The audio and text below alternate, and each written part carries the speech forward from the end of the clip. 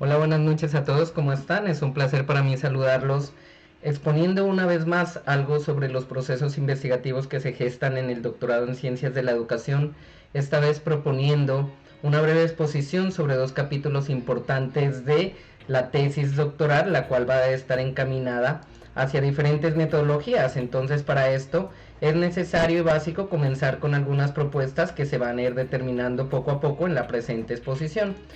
Primeramente, nosotros tenemos que pues este trabajo es presentado para la dirección de tesis, validación y fundamentación teórica para la doctora San Juan Aguilera Rubalcaba, quien es actualmente mi asesora de tesis. Y vamos a empezar hablando de que pues en este trabajo se busca dar cuenta sobre diferentes aspectos como el marco teórico, la formulación del problema, el estado del arte, cierto, la metodología que se ha venido llevando a cabo a través de todos estos procesos metodológicos e investigativos.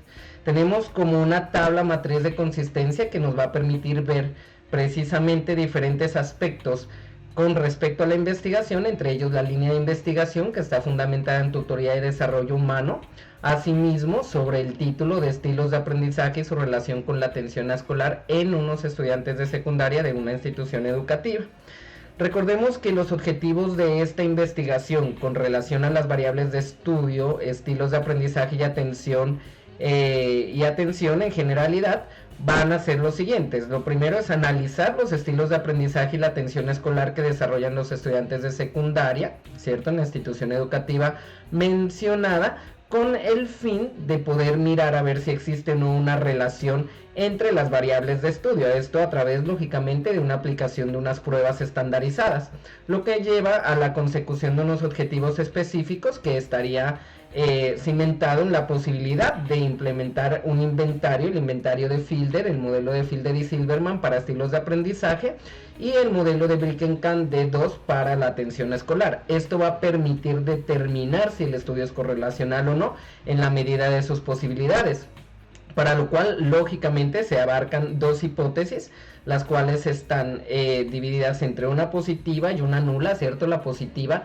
que nos genera una significatividad en cuanto a si los estilos de aprendizaje de los estudiantes están correlacionados con la atención, ¿cierto? Y la manera como se desarrolla, o si no existe una relación directa. Ahora bien, para esto pues ha sido necesario que las variables de estudio sean manejadas a través de diferentes dimensiones, ¿no? Como entre la velocidad y cantidad de trabajo en cuanto a la atención escolar, la calidad de trabajo, con algunos indicadores e ítems que van a medir los instrumentos de estudio, como por ejemplo la motivación, la precisión, entre otras. En cuanto a los estilos de aprendizaje, pues el procesamiento de la información y la percepción para mirar indicadores en cuanto a lo activo, reflexivo, intuitivo, visual, verbal, secuencial, global, que son indicadores propios de los estilos de aprendizaje, también con un número de índices pertinentes cuando llegue el momento de aplicar los diferentes instrumentos. Tenemos que es una investigación de tipo no experimental en su diseño, con un momento de estudio transversal, y el alcance pues netamente va a ser correlacional. Por ello no hablamos de una variable dependiente independiente, en cuanto se busca es mirar la relación entre las dos. Los participantes, toda la población de la educación secundaria, de la institución educativa donde va a tener el impacto la investigación, y el tipo de muestreo va a ser no probabilístico. Ahora, pues la fórmula es sobreentendido que es una población pequeña, pues será toda la muestra, y los instrumentos pues serían las baterías que ya les he comentado, ¿cierto? Estos instrumentos que medirán los estilos de aprendizaje y la atención. Ahora, para poder ver la validez y la confiabilidad del estudio, pues se hablará a través de un juicio de expertos y el alfa de Combras, que nos permitirá ver precisamente esta efectividad de la investigación y de los instrumentos como tal, ¿cierto? Se utilizará la estadística descriptiva y en estadística inferencial pues digamos una narrativa no paramétrica, ¿sí? O una medición no paramétrica para poder hacer el análisis de los resultados. Entonces ya luego vamos a mirar que hay una FODA, ¿cierto? A ver qué fortalezas, oportunidades, debilidades y amenazas se encuentran. Y pues las fortalezas es que se pueden encontrar las relaciones entre las variables, ¿cierto? Las oportunidades de realizar nuevas investigaciones a partir de los resultados, ¿sí? Las debilidades, que no se manipulan las variables, por lo tanto pues netamente se va a ver si se correlacionan o no, pudiendo que se pueden intervenir en un futuro trabajo investigativo, ¿sí? Para mejorar, en este caso, un ejemplo, los estilos de aprendizaje o hacer programas de intervención para mejorar la atención escolar. Y las amenazas, pues las posibles deserciones escolares o que la muestra de pronto deserte de alguna manera en el campo de estudio, que luego esto pues no genere de pronto un dato certero en cuanto a la disminución de la población, ¿sí?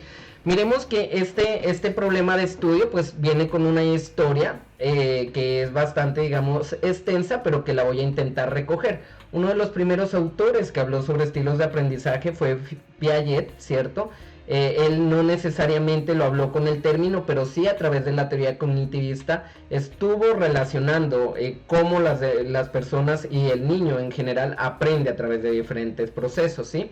Luego autores como Cole en 1976 pues va a decir que existe un aprendizaje experiencial, ¿cierto? Es decir, que los niños, que los estudiantes tienen una experiencia concreta y que esa experiencia concreta se acompaña de otros procesos adicionales, como por ejemplo la observación reflexiva, la conceptualización abstracta y la experimentación activa. Es decir, ya comenzamos a ver cómo autores desglosan los estilos de aprendizaje en diferentes situaciones, ¿sí? Otros autores importantes que también los tocaremos en marco teórico son Fielder y Silverman, que comenzaron a hablar a través de los estudios de Cole para determinar que los estudiantes pueden ser activo reflexivo, sensorial intuitivo, visual verbal, secuencial global y sensitivo intuitivo. ¿Sí? Luego esto lógicamente va a cambiar por unas situaciones que se presentaron con unos estudios entre Fielder y Solomon, ¿sí? También 1987, que permitieron ser más preciso, ¿no? Los cuestionarios o la forma de intervenir. Y otros autores importantes en los estilos de aprendizaje, adicionalmente a los que se encuentran en referencias, pues están Fleming, que en 1995 propone el modelo VAR, ¿cierto? Que es el estilo de aprendizaje visual, auditivo, ¿sí?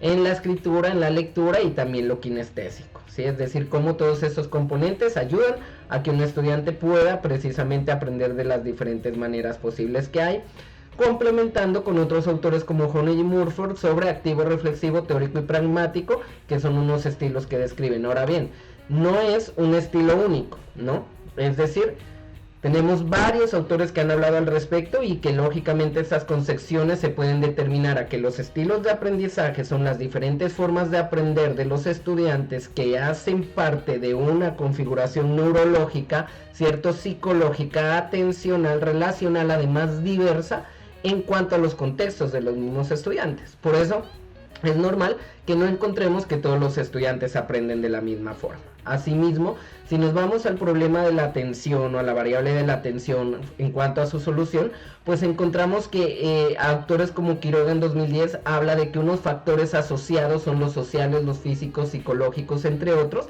que pueden de alguna forma contribuir a que haya un tipo de inatención, ¿sí? Otros autores pues han hablado de que la problemática de la atención es una construcción pedagógica. Ya nos metemos más a una situación didáctica. Tordinky revela que la atención tiene una relación, ¿cierto?, con la conducta. Y un autor súper importante también que estuvo abordando el término de la intención en cuanto a la interacción social y la forma como influye la atención frente a esto, pues fue Vygotsky, ¿sí? Sumado a Barkey sobre autores que comenzaron a hablar sobre el trastorno por déficit de atención, o Hamill sobre las dificultades de la escucha, habla, lectura y escritura, lo que nos lleva a relacionar la atención con ciertos sistemas cerebrales, ¿sí? Ahora, si nos vamos a la contextualización de las variables, pues varios autores nos han hablado acerca de que la atención es un proceso neurobiológico, que de hecho nos lleva a nosotros a determinar diferentes procesos mentales, de qué manera se configuran nuestras variables, de qué manera se configura la atención a nivel neuronal, ¿cierto? Cuáles son los procesos corticales o subcorticales cerebrales que nos permiten que la atención tenga por el sistema nervioso, digamos, una neurogénesis propia o una sinapsis que permita al individuo concentrarse en diferentes aspectos, ¿sí? Otros autores pues hablan de que hay elementos básicos para esa atención como el medio ambiente, lo emocional, lo sociológico, en fin, ¿sí? Otros, en cambio, en cuanto a estilos de aprendizaje, miran que la creatividad puede tener una relación muy estrecha con la atención visual auditiva, y otros autores como Sinisterra y Vicente 2021, dicen que es necesario la aplicación de pruebas o estudios estandarizados para mirar las diferentes variables como los estilos de aprendizaje o la atención, ¿sí? Ahora, lógicamente que esto está siendo de una forma muy resumida, porque pues es algo bastante grande el hablar de estas variables, cómo se ha contextualizado y su historia, pero esto nos lleva ya a mirar esa correlación de los estilos de aprendizaje y la atención escolar, ¿sí? Entonces recordemos que la formulación del problema hacía referencia a cómo se relacionan los estilos de aprendizaje con la atención que presentan los estudiantes de secundaria de una institución educativa, y tenemos otras preguntas generadoras que nos llevan a entender, por ejemplo, cómo se caracterizan esos estilos de aprendizaje o cómo se caracteriza la atención, ¿cierto? O cuál es el estilo de aprendizaje que predomina en los estudiantes de la institución educativa en donde se va a hacer la investigación, ¿sí? Las hipótesis, pues tenemos dos, aquí están muy precisas, y la primera, que es afirmativa, es determinar que existe una relación positiva significativa entre los estilos de aprendizaje de los estudiantes focalizados y el nivel de atención que desarrollan, dadas las pruebas que se presenten, ¿sí? Y la nula, que es no existe una relación significativa entre los estilos de aprendizaje de los estudiantes focalizados y el nivel de atención que desarrollan, ¿no? Entonces aquí podemos mirar cómo el estudio pues va tomando forma a través de la diferente metodología, ¿sí? Ahora, hay que mirar que es importante hacer este estudio, una, porque se necesita buscar la relación entre las dos variables, ¿cierto? Dos, porque es un estudio que innova en el contexto educativo en cuanto no se ha hecho antes o se encuentra que se ha encontrado investigación en cuanto a la relación de los estilos de aprendizaje con el rendimiento académico, por ejemplo, y con otras variables, pero no con la atención. Entonces miremos cómo se está innovando desde estos aspectos, ¿sí? Otra situación del por qué y para qué de hacerlo, pues la necesidad de impactar en un contexto educativo, porque esto va a permitir inferencialmente a los docentes herramientas didácticas que puedan ir a la par con mejorías didácticas, ¿cierto? Con nuevas metodologías y por supuesto resolver un problema, que sería resolver la formulación del problema que les mencioné y correlacionar, ¿sí? Finalmente, si la atención y los estilos de aprendizaje tienen o no relación la una con la otra para mirar a ver cómo el estudiante aprende, ¿cierto? Entonces esto nos llevará finalmente a crear nuevas investigaciones metodológicas que nos permitan desatar nuevos contextos. En cuanto al marco teórico, pues muchos autores tenemos que han hablado de atención, ¿cierto? Aquí ustedes los pueden tener en evidencia, igual que en los referentes, pero uno de los importantes o los más importantes destacados son los de Posner y Petersen, ¿sí? 1990. Estos autores hablan sobre la atención selectiva, la atención dividida. Entonces he encontrado que es precisamente bajo estos autores y en la base de estos autores la necesidad de referirme hacia los procesos atencionales, porque finalmente los demás teóricos que ustedes podrán encontrar en el marco teórico, pues finalmente guardan estrecha relación con la teoría de Posner y Petersen. Lo mismo con los de estilos de aprendizaje, para lo cual Fielder y Silverman, pues sobre lo que les comentaba, las variables con sus dimensiones activo-reflexivo, secuencial global, etcétera, pues son los autores que van a permitir que miremos si los estudiantes tienen esos estilos de aprendizaje.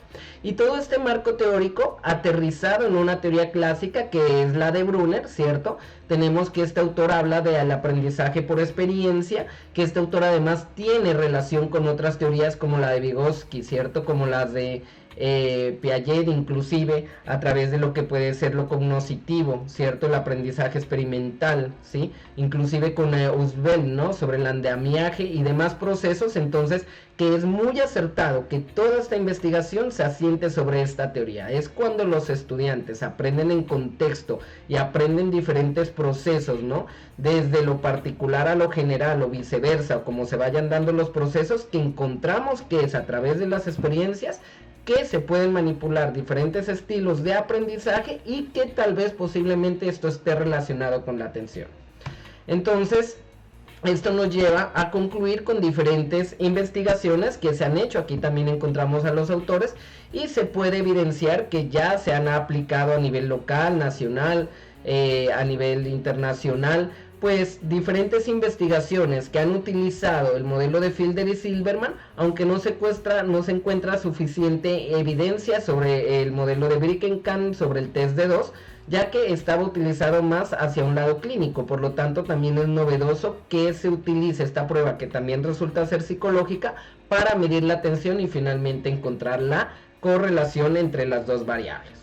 Entonces, finalmente podemos ver cómo la investigación se centra en todo este marco metodológico, es propositiva, ¿cierto? Es innovadora, nos permite la contextualización, la historia, los diferentes marcos teóricos que podemos encontrar en ese análisis conceptual, ¿cierto? Los diferentes estudios que se pueden hallar, que también estarán adjuntos al trabajo, y porque es importante que se haga esta investigación, se continúe en su ejecución y que poco a poco se vaya viendo cómo estos procesos atencionales, estos procesos de estilos de aprendizaje, todas estas situaciones investigativas nos permitan a nosotros entender por qué es necesario innovar en este campo, trabajar desde las diferentes variables y promocionar nuevos estudios que, a la par de la investigación y lo epistemológico, pues siempre dejarán una huella en lo educativo. Les agradezco por haberme visto, mi nombre es Cristian Cerón y nos vemos en otro video.